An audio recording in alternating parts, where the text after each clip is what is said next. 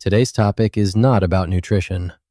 It's about a type of research method that I had to learn during my university days and honestly struggled with a bit.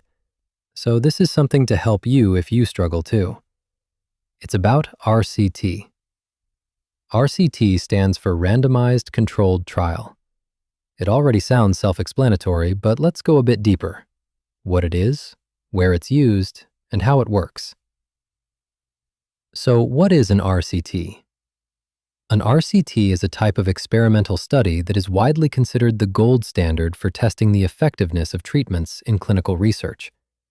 It is a primary quantitative research method used in fields like clinical trials to find out whether a treatment, intervention, or exposure actually causes a specific outcome. So how does an RCT work? In an RCT, researchers recruit participants who meet certain criteria, such as specific demographic characteristics or clinical conditions. Randomization helps make sure that the groups are similar at the start, so that any differences in outcomes are more likely due to the intervention rather than other factors. These characteristics can include things like age, ethnicity, disease severity, body measurements, treatment status, lifestyle factors, or medical history.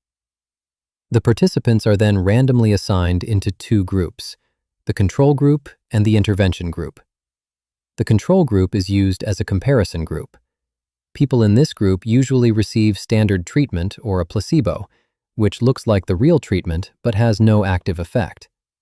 This helps account for the placebo effect, where people may feel better just because they think they are being treated.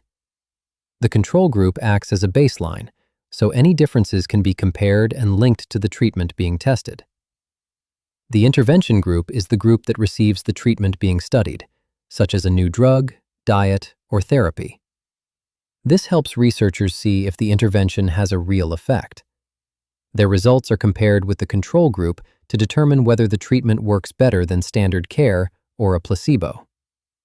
As mentioned, the outcomes from both groups are compared. Researchers measure results such as changes in symptoms, health markers, or overall well-being.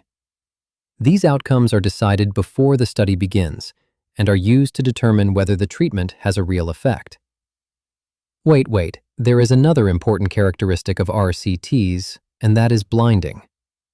Sometimes participants or researchers do not know which group participants are in order to prevent expectations from influencing the results.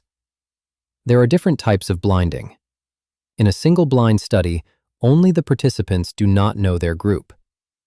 In a double-blind study, both participants and researchers are unaware. In some cases, even the data analysts are unaware, which is called triple blinding. Blinding helps ensure that the results are due to the treatment itself and not influenced by bias or expectations. And that's a simple breakdown of what an RCT is and how it works. If you found this helpful, especially if you're studying or struggling with research methods, let me know, and I can make more videos like this on other research method topics with examples. Again, if you found this video helpful, hit that like button, share the video with your fellow mate, and do subscribe.